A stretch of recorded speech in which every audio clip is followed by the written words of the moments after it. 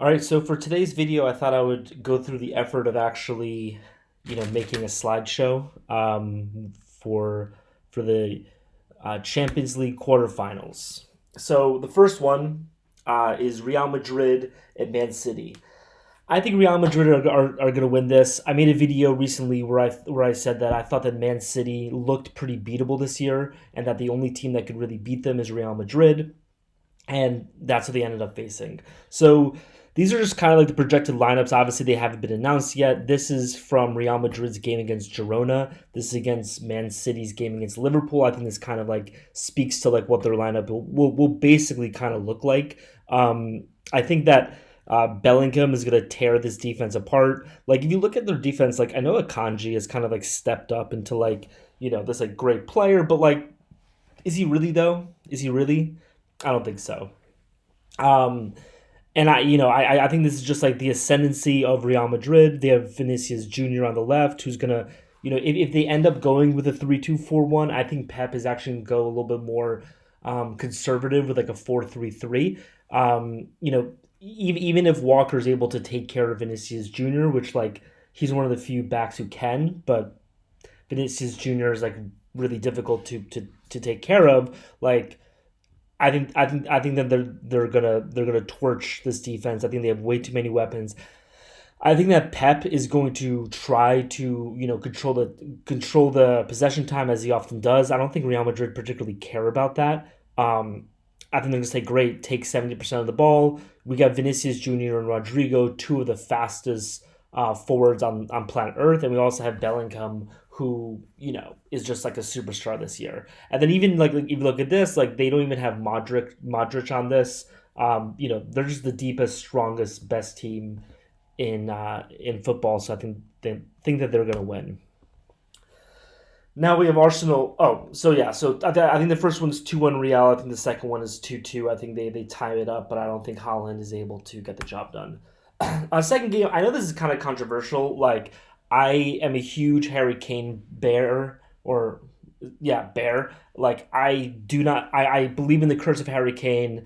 I do not think that Bayern Munich is going to win because of Harry Kane. So I'm just basically betting against him in every single round because I know that I'm eventually going to be right. And I think that the problem with Arsenal this year is that they're kind of an unproven team. That's kind of what everyone's saying about them. And like, yeah, Jorginho has like played in some big games. Havertz literally won a Champions League against Manchester City 3 years ago. So I think that they're like, hey, these guys are young. They don't really know what they're doing. Is a little bit overplayed. But that being said, there is kind of a lot to it. I think this is the year where they really kind of like break through that. I don't think they're going to win, but I think that they're going to like prove a lot of people wrong. Martinelli as well, like Trossard is in this lineup. This is against, I think this is also their lineup against Liverpool. I'm a Liverpool fan, so I just kind of like choose them for everything, I guess. And then like Bayern Munich is also going to get Kimmich here. I mean, Bayern is by far the more talented squad. If you believe that Bayern is going to win, there's every single reason for them to win. But the problem is like if they're so talented, why are they 10 points behind Bayer Leverkusen this year? Why do they keep on going up in flames in the Champions League? Like there seems to be some sort of rot in the team, and I think fundamentally what it is that Bayern Munich, I think this is kind of like the same problem that PSG has, where they, have this cake, national league where they're able to run roughshod over everybody, but because of that, they don't really like have these high pressure games too often where they really need to come together as a team, work together, win. And so I think that's why they kind of flame out a lot. Arsenal has had a brutal year this year. They're competing against Man City and Liverpool for the EPL title. This team has been through a lot, and I think that they get it done. So I think the first game is Havertz Odegaard. This is going to be at Arsenal. In the second game, I think Kane, scores one goal, gets everyone excited, but then ends up, coming short. Third game, Dortmund versus over Atletico. I think this is a similar situation as like Bayern Arsenal, where like if you think Atletico is going to win, I think you have every single reason to. I just think that this is going to be a year where Borussia Dortmund kind of makes a run. if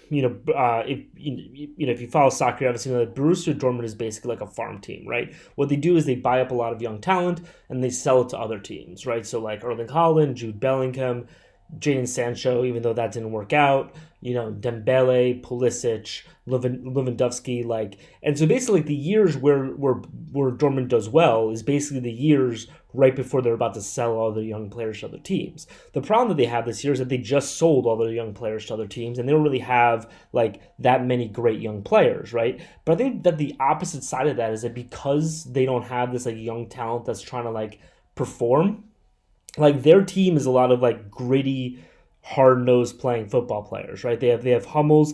Emery San like is just one of my favorite football players in the world. I think he's one of the few players where like you can play him at center back, you can play him at striker if you want, and he's gonna play well. Obviously, like you're not gonna win the Champions League with Emery San as your striker, but like you can roll him out as a striker if you really wanted to, like in like an FA Cup match, right?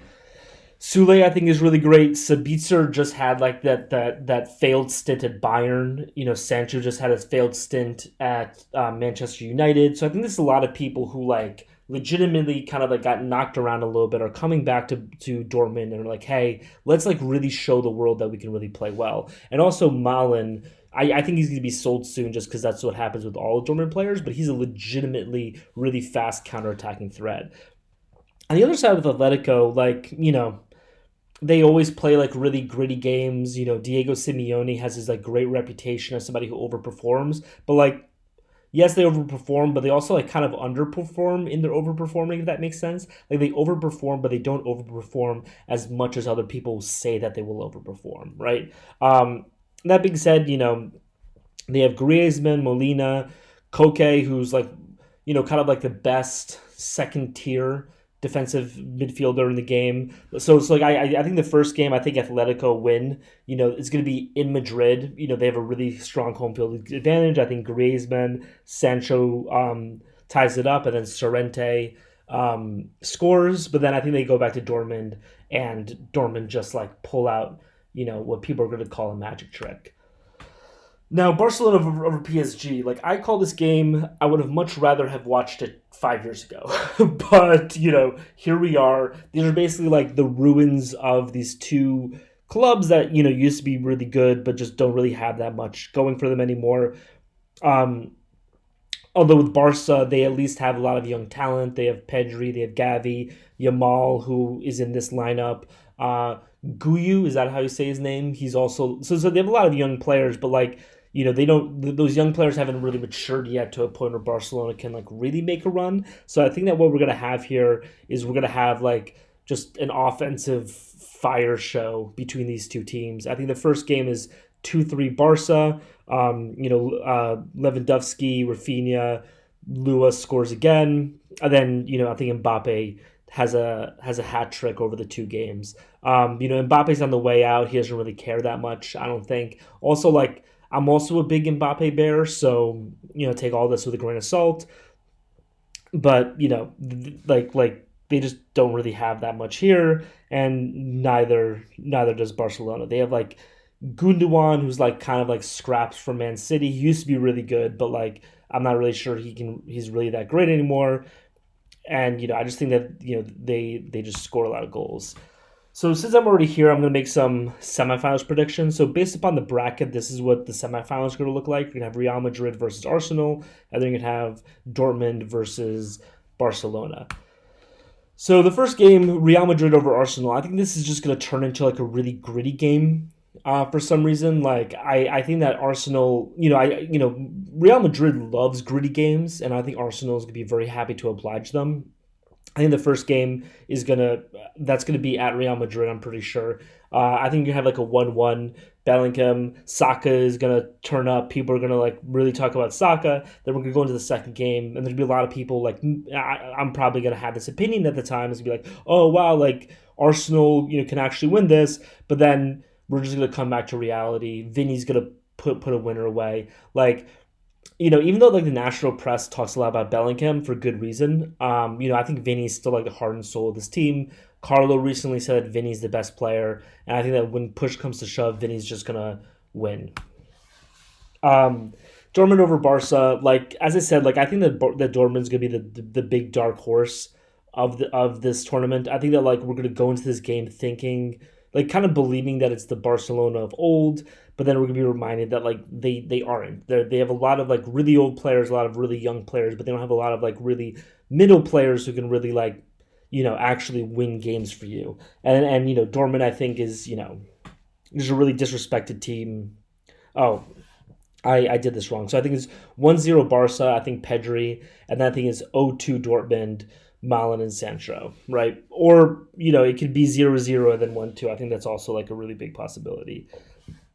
So now for the finals, this is going to be Real Madrid over Dortmund. I think that like, this is going to be the part of the story where the fairy tale ends. This happens a lot. This happened last year with Inter Milan, although no one likes Inter Milan, so it wasn't really like a fairy tale where people were like rooting for it to happen. But very often in Champions League, you have like one strong side, one weak side. I think Dortmund's gonna come out from the weak side. People will be like, oh wow, they went to the Champions League finals, and then they're gonna face against Real Madrid, and they're just gonna get like hammered. I think it's gonna be 3-0 in the first half, Bellingham, Vinny, and I think they're gonna Malin is gonna score on like a very lucky counter attack, but then Vinny's gonna score again. Like and there's nothing wrong with that. Like I think that Dortmund is gonna perform really well. I think they should be really they will be really proud of going to the Champions League finals. They should be well deserved, but I think that Real Madrid are gonna win this. And if I'm wrong about the quarterfinals, like I think that Man City is gonna beat Arsenal,